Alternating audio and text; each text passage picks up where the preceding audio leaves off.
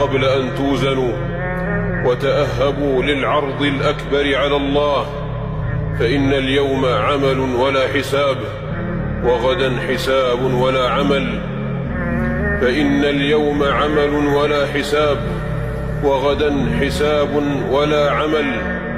يوم ينفخ في الصور نفخة واحدة، وحملت الأرض والجبال فدكتا دكة واحدة، فيومئذ وقعت الواقعة، وانشقت السماء فهي يومئذ واهية، والملك على أرجائها، ويحمل عرش ربك فوقهم يومئذ ثمانية.